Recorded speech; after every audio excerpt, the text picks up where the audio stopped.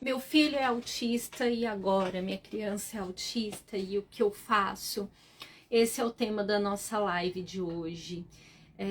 Eu tenho um formulário nos meus grupos onde eu estou enviando sempre para que vocês deixem as dúvidas, para que vocês vão colocando. E aí, conforme eu vou vendo as dúvidas que são mais recorrentes, e não só isso, eu estou produzindo meu conteúdo voltado ao que vocês precisam. Então, o formulário tá lá nos meus grupos do WhatsApp, no grupo do Telegram, basta clicar que aí vocês vão deixando as dúvidas de vocês. E aí, dentro desse tema, né? Meu filho é autista e agora o que eu faço, o que eu procuro? Gente, assim, vamos lá, primeira questão. Quando você recebe o diagnóstico de autismo e você não tá dentro, você simplesmente sabe que tem alguma questão com sua criança, que tem algum atraso, que enfim, tem alguma coisa que não está de acordo ali. Com o desenvolvimento de outras crianças. Às vezes você colocou ela dentro da escolinha e na escolinha foi sinalizado isso. Ou você sempre leva sua criança ao parquinho, ou você tem outro filho, ou os sobrinhos, né? E aí, quando começa a fazer esse pareamento com outras crianças também, né? Você começa a ver que tem esse atraso de desenvolvimento. Ou o próprio pediatra sinaliza isso. Só que você não entende de autismo, você não compreende, você recebe aquilo, tá, então o que é isso? O autismo é simplesmente um atraso de desenvolvimento? É isso que significa? E não é bem esse caminho. Tem crianças autistas que vão ter atrasos significativos em algumas áreas e outras áreas vão ser mais desenvolvidas. E aí a mãe muitas vezes fica perdida. Às vezes assim, a criança ela tem uma habilidade social em relação a algumas coisas, só que ela não tem uma leitura. Então é aquela criança que abraça todo mundo, que beija todo mundo, que dá oi para todo mundo. E já é esperado nessa idade que ela não faça isso. E aí os pais também ficam desesperados, principalmente quando essa criança tem atrasos significativos, do tipo, para onde eu vou? Quem eu procuro? Qual é o profissional de referência para isso? Porque quando a gente tem alguma questão, a gente tem uma dor de dente, a gente vai ao dentista. E a gente sabe que vai ter um tratamento ali, tem início, meio e fim. Quando nós vamos a gente tem alguma questão física, quebra um osso, qualquer coisa, a gente já sabe mais ou menos o trecho, mas autismo é um transtorno de neurodesenvolvimento. Então, muitas vezes compreender que vai para um psicólogo, vai para uma fono, vai para um terapeuta ocupacional, é difícil de compreender. Tem gente que nem conhece essas profissões. Eu mesma, gente, na minha ignorância, quando eu recebi o diagnóstico do Aquiles, eu não conhecia terapia ocupacional. Eu conhecia no trabalho, para não mentir, eu conhecia o trabalho que eles faziam dentro de hospital, mas eu desconhecia que ia além do hospital a terapia ocupacional, para vocês terem uma noção da minha ignorância há uns anos atrás, do desconhecimento de como o terapeuta ocupacional trabalha em muitas áreas. É a mesma coisa a fisioterapia, o profissional de educação física e vários outros. E aí, hoje em dia, quando as pessoas chegam para mim e falam, ok, meu filho recebeu o diagnóstico, meu filho é autista, e o que eu faço agora? Toda vez que eu acolho uma mãe, um pai que chega com uma questão dessa para mim, a minha pergunta não é mais diretamente sobre a criança. Antigamente eu chegava e já ia perguntando sobre a criança, sobre estudo, sobre aba, eu já ia falando dessa forma. E não. Hoje meu esquema de anamnese ele é diferente. Ele é voltado para essa mãe, para esse pai. Eu quero conhecê-los antes de chegar na criança. Aí você fala, Dani, você é louca. Como assim? A questão é na criança. Mas por que isso? Porque todo o processo de ensino dessa criança vai depender dessa família estar engajada.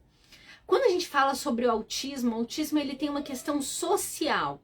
E a gente vai ter que aprender e ensinar essa criança essa questão social. A gente vai ter que ensinar essa criança questões sensoriais, proprioceptivas, de compreensão, porque tudo isso daí está relacionado aos critérios diagnósticos do autismo, né?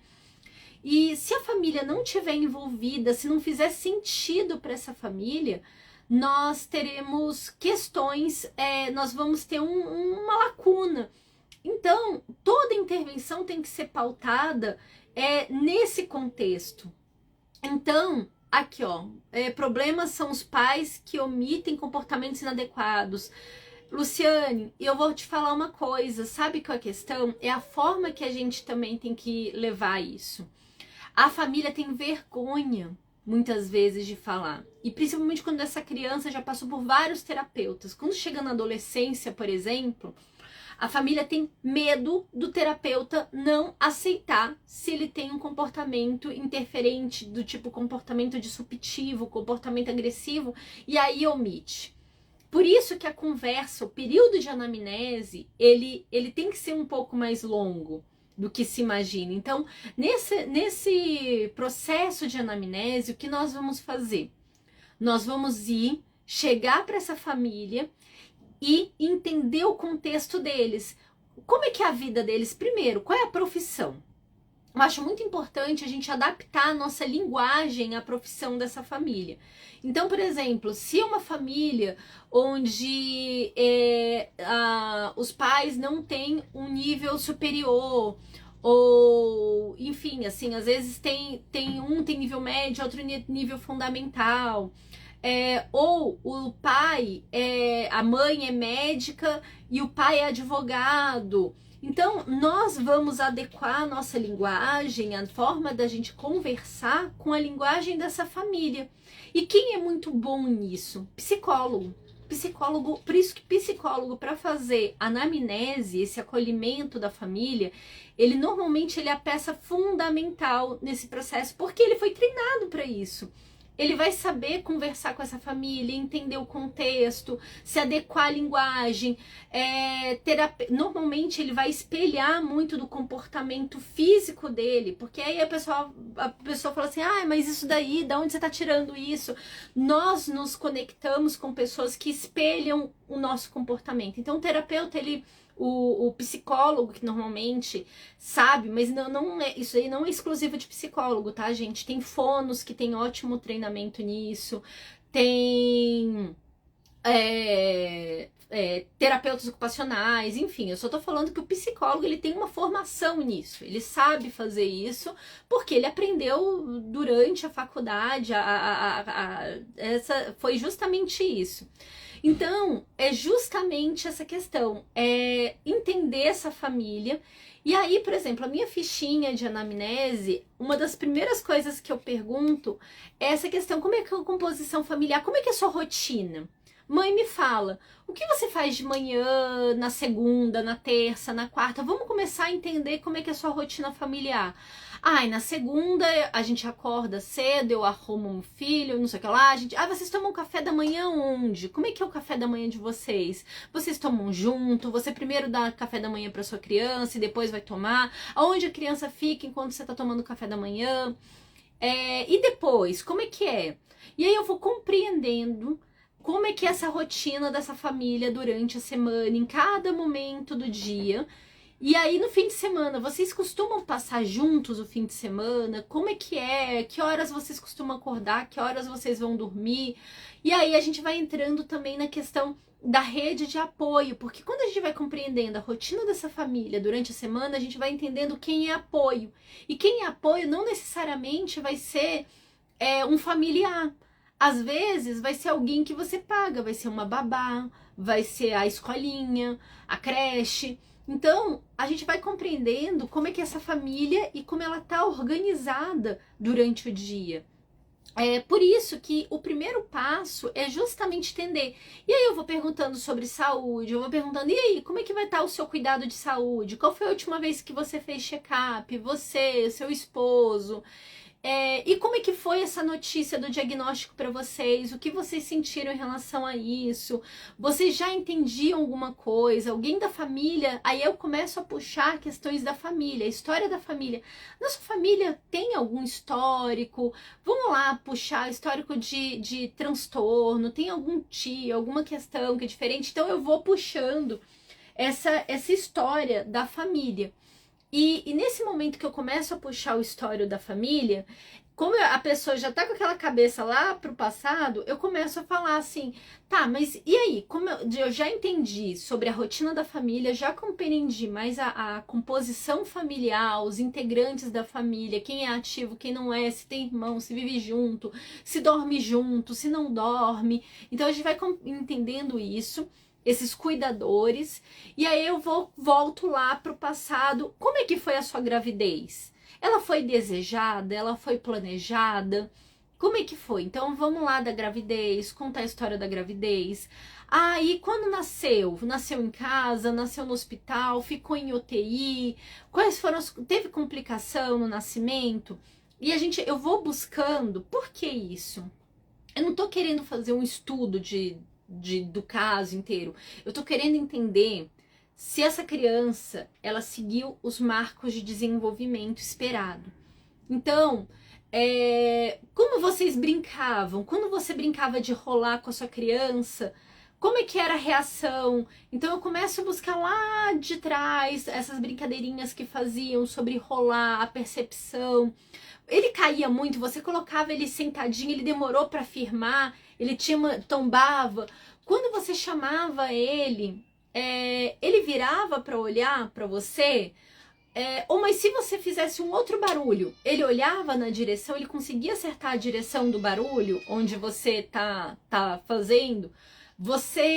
E aí eu vou buscando várias questões históricas dessa criança, desde a percepção dela. E aí eu vou pelos canais de aprendizagem, que aí eu vou fazendo esse comparativo dos marcos de desenvolvimento através dos canais de aprendizagem. Então, o que são esses canais? Ver, ouvir, sentir, né? Então, desde os toques. Então, essa percepção eu vou compondo através desses marcos de desenvolvimento. E aí eu vou fazendo perguntas do CDC mesmo, que o CDC ele traz muitas informações. Por que eu tô querendo chegar nesse ponto para vocês? Quando a gente começa a compreender esses marcos de desenvolvimento, como foi, se houve aqui, trouxe aqui a questão do autismo regressivo, né, as perdas de habilidade, quando chega ali próximo dos 2 anos, normalmente, né, quando a gente começa a compreender essa composição desse desenvolvimento, perda de habilidade, há quanto tempo perdeu essas habilidades, a gente vai compreendendo isso toma um outro rumo na hora de avaliar essa criança. E toma um outro rumo na hora de orientar essa família como ela deve seguir. Por quê? Se a gente fizer um pacotinho muito fechado de avaliações, depois você fez essa anamnese, vamos jogar essa criança ali para fazer um protocolo tal de avaliação. A gente às vezes vai estar perdendo tempo. Às vezes, nesse primeiro encontro, nessa anamnese, a gente já consegue identificar habilidades importantes para serem trabalhadas, que no momento que eu tiver contato com a criança, eu já consigo verificar certos pré-requisitos que ela precisaria ter para desenvolver essas habilidades, já consigo identificar essa parte essencial e outra, eu já consigo o envolvimento da família dentre os horários que ela tem. Então, nesse momento, se a criança não sabe apontar, se a criança não sabe fazer uma habilidade muito, muito, muito base para o desenvolvimento dela, eu já pego a família inteira ali para ensinar essa habilidade. Então, a gente já consegue, e assim, rapidamente, tem alta probabilidade da gente conseguir o envolvimento da família nos próximos passos, se a gente conseguir ensinar essa habilidade de forma efetiva. Então, se a gente ensina isso nesse processo avaliativo, uma coisa que é realmente importante, a gente já vai fazendo esse modelamento ali na família, no treino, vendo os momentos oportunos que eles podem fazer isso em casa. Isso, durante esse processo avaliativo, a gente vai ter mais sucesso. Enquanto isso, a gente vai dando insumos para essa família se instruir, se capacitar, compreender, que é o mais importante, gente, que a família compreenda, que não adianta eles se matarem de uma vez só, assim, vou fazer tudo agora, porque agora... Não, tem que entender que o autismo é uma questão ao longo da vida, e que eles precisam viver também, que eles precisam eles precisam se curtir, porque o que acontece normalmente, a mãe normalmente fica esse peso para a mãe se dedica toda a vida dela para isso, às vezes para de trabalhar e tudo, e ok, faz parte, mas o casamento começa a ter fissuras nesse processo, o relacionamento a dois. E é necessário pegar esse pai, envolver, trazer, é necessário a gente fazer esse trabalho conjunto da família, porque essa mãe ela vai dar conta durante 1, 2, 3 anos, daqui a um tempo ela tá num burnout, daqui a um tempo ela tá numa situação muito mais grave. Então assim, e a gente não sabe, a gente não tem no momento que você tem um contato ali com essa criança, naquele primeiro momento, a gente não tem uma bola de cristal que diga assim, olha mãe, pode largar tudo, que em 2 anos essa criança vai assim, ó, não.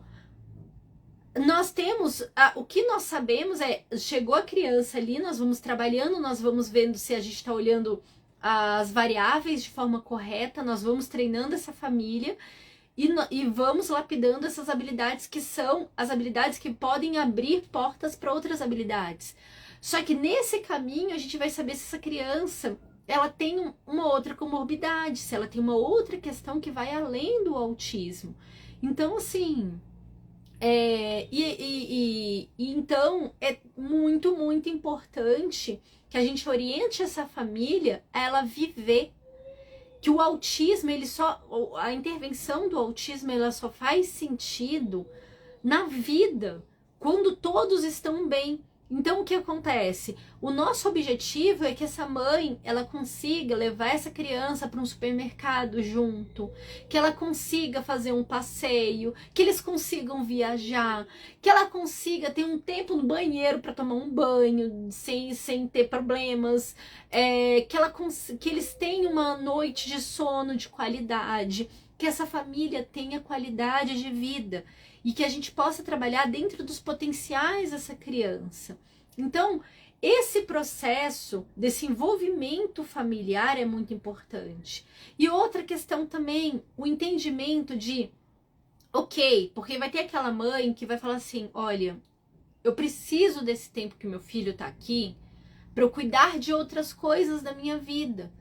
Porque é um peso muito grande eu estar sempre, porque eu preciso ir ali no dentista, eu preciso ir ao dentista, eu preciso, sei lá, até mesmo cuidar da unha, precisa. E aí compreender que tudo na vida tem um preço, tudo na vida tem um custo. E assim, você realmente precisa disso, isso é ótimo. Em compensação, você não vai conseguir acompanhar essa parte da intervenção, mas faz parte, a vida é assim. E vai ter hora e a gente ter essa clareza com a família desse processo é muito importante, do tipo, realmente você precisa, é uma pena que você não vai acompanhar isso, mas realmente você precisa disso para ter melhor qualidade de vida. Então, quando a gente compreende a rotina da família, as necessidades, os anseios, o que eles veem da intervenção, quando eles compreendem que tudo tem um custo na vida, gente, porque também tem essa parte. Nós, pais, nós temos custos imensos. É o custo do plano de saúde, é o custo disso, é o custo daquilo. E o terapeuta também tem custo, a hora dele tem um custo. Por isso que eu sempre bato muito de frente que nós temos que entrar com uma prática no Brasil do contrato. Contrato é a melhor coisa que tem, gente. Por quê? No contrato, você vai estar ali explicando para essa família que o quê? A sua intervenção ela é feita dessa forma. Então, você vai ter um treino parental que vai ser reservado em tal dia. E aí faz parte, por exemplo, se é pelo plano de saúde. Olha, esse treino parental vai estar nessa hora aqui. Só que para eu fazer esse treino parental, mãe, eu preciso ter uma carga para planejar isso. Eu não tiro do sovaco e trago aqui para você. E essa minha hora que eu tô ali, ela tem um custo envolvido nisso. Então, assim, no momento que a gente declara isso de forma muito clara para a família, esses custos, esses horários, como as coisas têm que ser, a gente para de ter tanto ruído nesse relacionamento. Então, meu filho é autista e agora? Para você que é profissional, esse caminho é muito importante. Para você que é pai e mãe, a primeira coisa que vocês têm que olhar é para dentro. É olhar sobre a sua rotina, a sua vida, a sua saúde, para que você possa se dedicar, que você faça acordos muito sérios dentro de casa, porque essa é outra coisa que as pessoas esquecem quem é casado. Casamento é um contrato, gente. O casamento, ele é um contrato. E no casamento a gente tem que estabelecer as nossas funções dentro do casamento. Então, assim, uma mulher, ela tem que falar aqui. Aqui, eu perdi o prazo de ontem para adquirir o curso. Seria possível adquirir ainda? Ai, Mara, eu tenho que ver com a minha equipe. Eu vou pedir para a equipe entrar em contato. Você entra em contato comigo no direct que eu te passo o contato da equipe. Gente, falar uma coisa para vocês. Eu sou produtora de conteúdo. Eu vou, estudo, faço curso, faço todo o negócio, mas a parte de venda eu deixo totalmente para minha equipe cuidar para mim de todos esses detalhes. Porque assim eu enlouqueço. eu cheguei a esse ponto que eu não consigo mais lidar com os detalhes. Aqui, o curso Construindo o PEI é também para professores? Sim, especialmente para professores. Só deixando claro que ele é com base na aba, na análise de comportamento aplicada. Então, assim, eu sigo totalmente o viés dessa ciência. Então, como esse curso eu ensino para você etapa por etapa, tem um modelo de PEI, inclusive esse modelo de anamnese que eu tô conversando com vocês está no meu curso, tá? Deixa eu mostrar aqui para vocês o modelo de anamnese. Eu até pretendo fazer de outras idades também. Aqui, ó, esse modelinho aqui de anamnese que eu tô falando para vocês está no meu curso, para que vocês possam fazer com os pais. Então, tá aqui, ó. Ele chega com as perguntinhas, aí depois chega sobre nascimento, e depois nós entramos nos marcos de desenvolvimento. Então, essa ficha de anamnese de 0 a 4 anos tá lá. Depois eu pretendo fazer a de 6 a 8, que aí começa a ficar um pouquinho quebrada, porque de 6 a 8 acontece algumas coisas bem diferentes, não dá pra colocar no mesmo pacote. Eu tentei colocar no mesmo pacotinho de 4 a 6 e de 6 a 8. Eu tentei colocar esses dois grupos no mesmo pacotinho, não deu muito certo não. Porque na hora, o que eu faço, gente? Eu tenho tudo isso aqui é planilhado, eu tenho as planilhinhas disso, eu só não forneço, porque eu ainda tô desenvolvendo e tudo. Ainda não forneço, né? Quem sabe em breve, em algum curso, eu vou ofertar isso.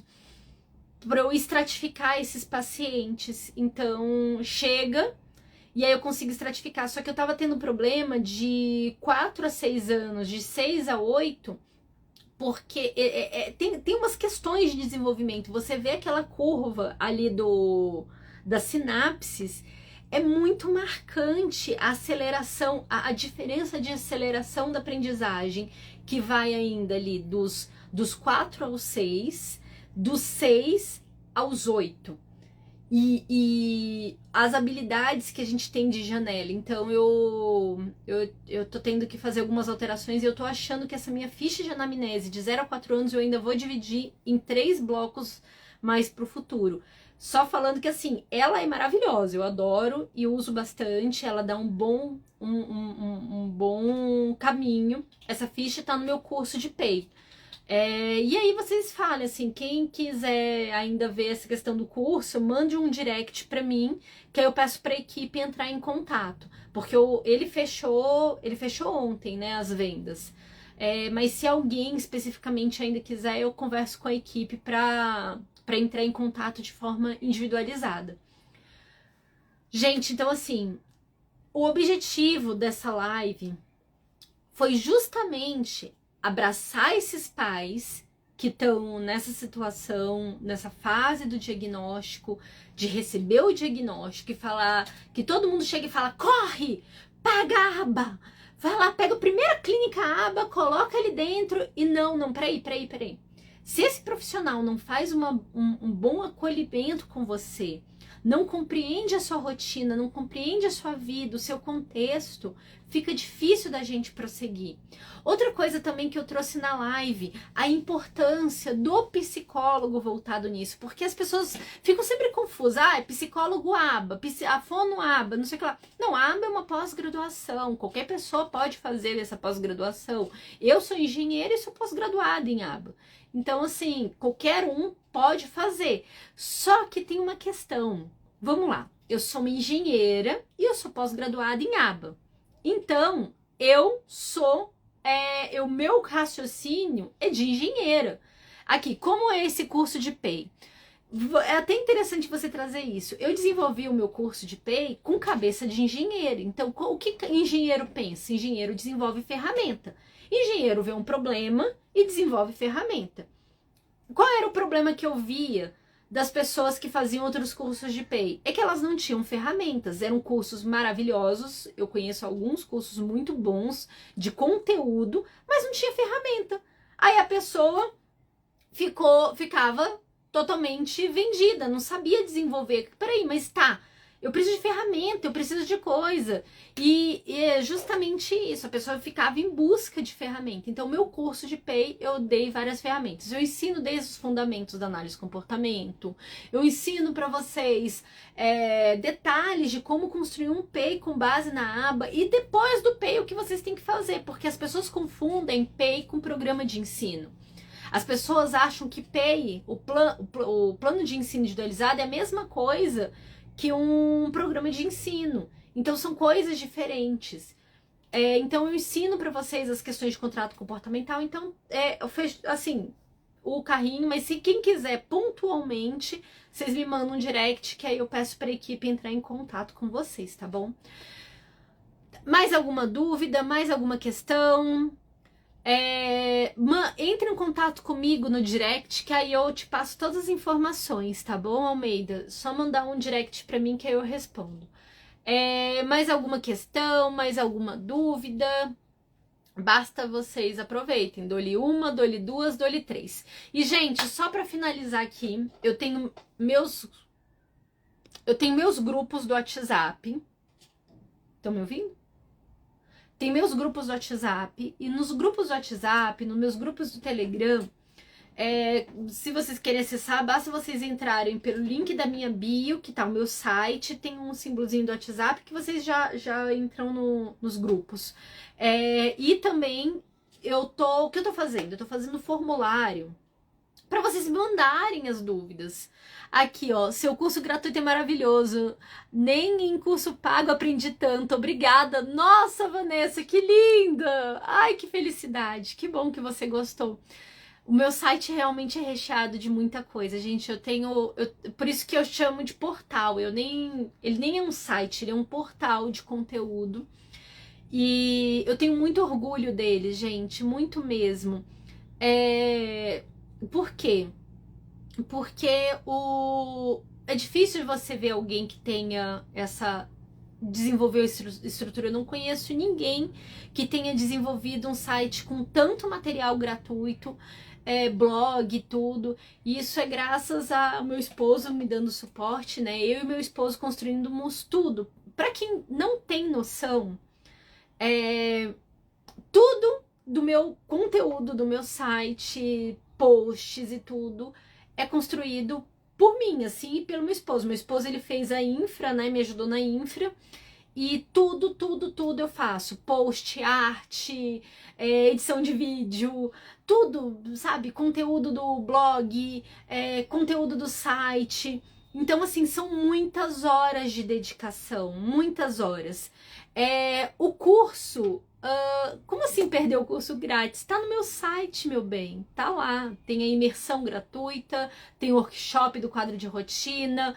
Basta você se logar no meu site e acessar. Só que tem uma questão, gente. Para vocês acessarem meu site, vocês não podem, na hora de fazer login, colocar acentuação. Vocês não podem colocar... Tem as regras ali, mas as pessoas não seguem, não lê. E aí não consegue logar. E outra, decorar o e-mail que você colocou. Porque as pessoas colocam o e-mail que nunca usa E aí ele manda a confirmação por e-mail e fica nessa luta de entrar no site. Então, assim, é essa questão. Aqui, eu, Paula Educadora, seus conteúdos, suas lives, maratono todos, você agrega muito, assim como a supervisora Amanda. Gente, eu gosto tanto da Amanda. Gente, a Amanda, ela é maravilhosa. Amanda, eu falo pra todo mundo que... Professor especialmente, assim, professor tem que seguir a Amanda. Eu vou até marcar a Amanda aqui. Pra quem é professor, tem que conhecer a Amanda. Educadora especial.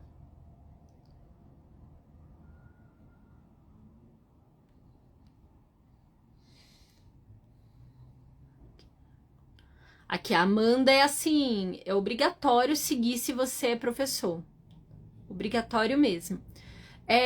Aqui, você lida com muitos casos com apenas contextos educacionais. Eu não consigo separar.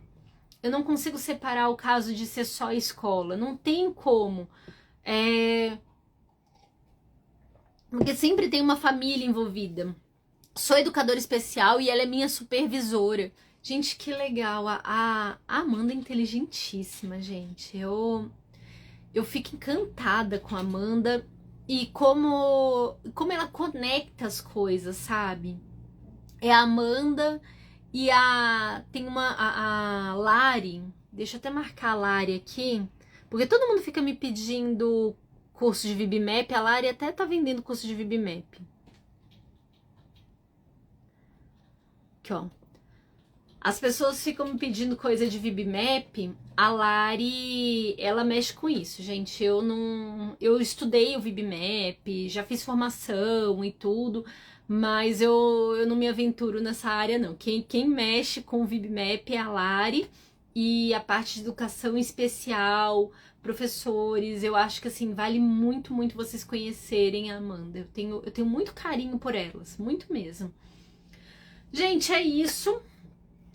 Vou deixar a live salva e nós vamos conversando. Até mais!